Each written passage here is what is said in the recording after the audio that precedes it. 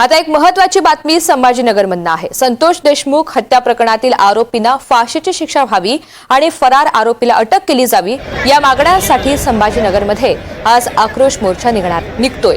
या मोर्चामध्ये देशमुख कुटुंबीय, परभणीचे सूर्यवंशी कुटुंबीय, मनोज जरांगे पाटील, सुरेश धस, बजरंग सोनवणे, अंबादास दानवे, इम्तियाज जलील सहभागी होत आहेत। या मोर्चाला आता सुरुवात झालेली आहे। काम केलं पाहिजे अशी आमची अपेक्षा आहे आणि कसं काम केलं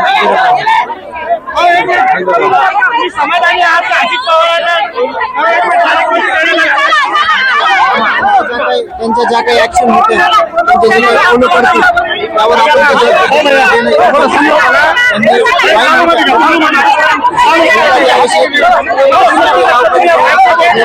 आम्ही त्या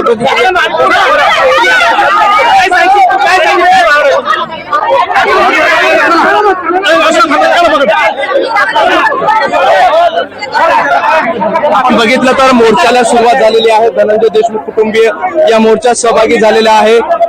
वैभवी आहे ती मोर्चात सहभागी झालेली आहे। इम्तियाज जलील आहे, अंबादास दानवे आहे, हे सगळे या मोर्चात सहभागी झालेले आहे। मोर्चा आपण बघितलं तर लांबपर्यंत जिथपर्यंत नजर जाईल तिथपर्यंत हा मोठी गर्दी आपल्याला या मोर्चात पाहायला मिळते। मोर्चाच्या क्रांती चौकातून हा मोर्चा निघालेला आहे। थोड्या वेळात हा मोर्चा पैठण गेटला पोहोचेल आणि पैठण गेटहून हा मोर्चा जो आहे तर आपण बघितलं तर विभागीय आयुक्त कार्यालयात जाऊन धडकेल आणि त्यानंतर जे आहे तर हा मोर्चाचं रूपांतर सभेत होणार आहे।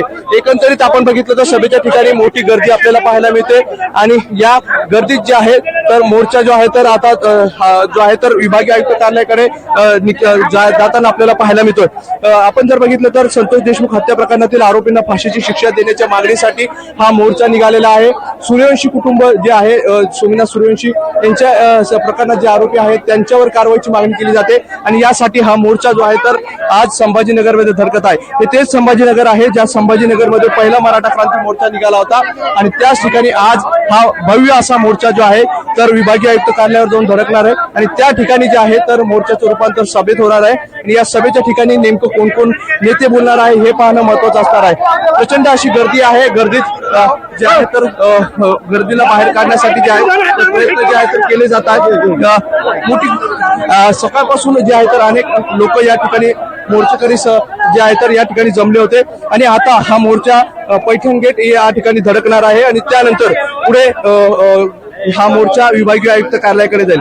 एकंदरीत आपण जर बघितलं तर प्रमुख मागणी ही आहे की संतोष देशमुख हत्या प्रकरणातील एक आरोपी आहे आणखी जो आहे तर तो अटक केलेला नाही, त्याला अटक करण्यात यावं ही मागणी आहे आणि त्यासाठी हा मोर्चा निघालेला आहे। धनंजय मुंडेंवर देखील बऱ्यापैकी आरोप झाले होते आणि त्यामुळे त्यांच्यावर देखील काल त्यांचं पालकमंत्रीपद जे आहे तर त्यांना देण्यात आलेले यावर देखील एनडीटीव्हीशी बोलताना सकाळी आपण बघितलं तर धनंजय देशमुख यांनी प्रतिक्रिया दिली आहे आणि ह्या सगळ्या पार्श्वभूमीवर हा मोर्चा अत्यंत महत्वाचा समजला जातोय। मोर्चा जो आहे तर आता हळूहळू जे आहे तर विभागीय आयुक्त कार्यालयाच्या दिशेने निघतो आहे। समन्वयक आहे, स्थानिक नेते आहेत ते देखील या मोर्चात उभे आहे। खास करून इम्तियाज जलील असेल, अंबादास दानवे असतील हे देखील या मोर्चात सहभागी आहे। थोड्या वेळात मनोज जरांगे देखील या मोर्चात सहभागी होणार आहे। सुरेश धस हे देखील मोर्चाच्या ठिकाणी पोहोचण्याची शक्यता आहे आणि त्यामुळे जे आहे तर हा मोर्चा जो आहे तर आता विभागीय आयुक्त कार्यालयाच्या दिशेने निघतोय आणि आपण जर बघितलं तर मोर्चाचं नियोजन कुठेतरी ढिसाळलंय का असं चित्र या ठिकाणी दिसतंय, कारण की ज्या पद्धतीने गर्दी होते त्याला आवरणं जरा अवघड यांना दिसतंय। त्यामुळे काही माध्यमांना देखील या ठिकाणी जे आहे तर आपण बघितलं तर धक्काबुक्की केल्याचा प्रकार समोर आलेला आहे। त्यामुळे एकंदरीत हा मोर्चा आता विभागीय आयुक्त कार्यालयाकडे निघतोय, मात्र गर्दी जी आहे तर ती मोठ्या प्रमाणात आपल्याला पाहायला मिळते। ऋतुजा, ओसन धक्काबुक्की नेमकी का झालेली आहे, त्या ठिकाणी काय घडलं याची काही माहिती मिळते?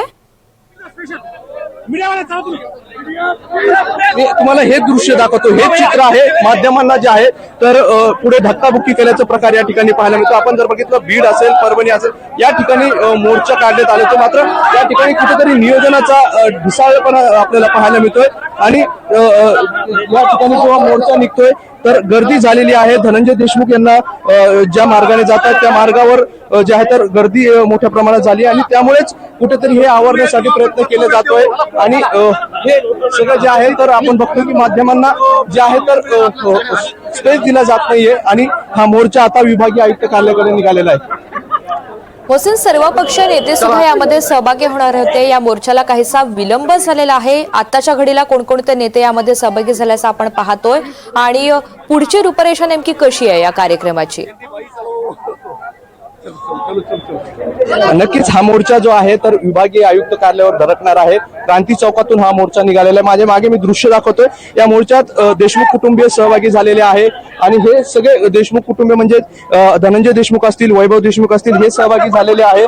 आणि आता हा मोर्चा जो आहे तर कुठेतरी जे आहे तर विभागीय आयुक्त कार्यालयाकडे काय मागण्या आहेत तुमच्या आणि कशा हा मोर्चा तुम्ही काढलेला आहे? स्वर्गीय संतोष देशमुख आणि स्वर्गीय सोमनाथ सूर्यवंशी या दोन्ही परिवारात जो दुःख आहे, त्यांच्या परिवारात जी हत्या झाली दोन्ही त्यांच्या लेकराची, त्या मारेकऱ्यांना फाशी व्हावी ही आमची मागणी आहे. त्या दोन्ही कुटुंबियाचं सरकारने पुनर्वसन करावं. त्यांना प्रत्येक कुटुंबातील एका सदस्याला शासकीय नोकरीमध्ये सामावून घ्यावं आणि हे जे आरोपी आहेत त्यांना फाशी व्हावी. ही केस फास्ट ट्रॅक कोर्टामध्ये चालावी. ट्रायल बेसवर केस चालली पाहिजे आणि विशेष म्हणजे बीडच्या बाहेर हा खटला चालला पाहिजे. या लोकांची बीडमध्ये प्रचंड दहशत आहे. हे साक्षीदाराला मारून टाकतील असं आम्हाला भीती आहे. त्यामुळं ही केस बीडमध्ये न चालता बाहेर जिल्ह्यामध्ये चालवावी. हे दहशत प्रचंड धनंजय मुंडेची आणि वाल्मिक कराडची प्रचंड सापडते. हा नक्कीच हे सगळ्या मागण्या आहे आणि आता मोर्चा काय तर विभागीय आयुक्ताकडे निघतोय. निश्चित. आणि त्यामुळे आता या मोर्चाला सुरुवात झालेली आहे. अगदी काही वेळात सर्वपक्षीय नेते सुद्धा यामध्ये सहभागी होतील. मोहसिन, तुर्तास धन्यवाद सविस्तर माहितीसाठी.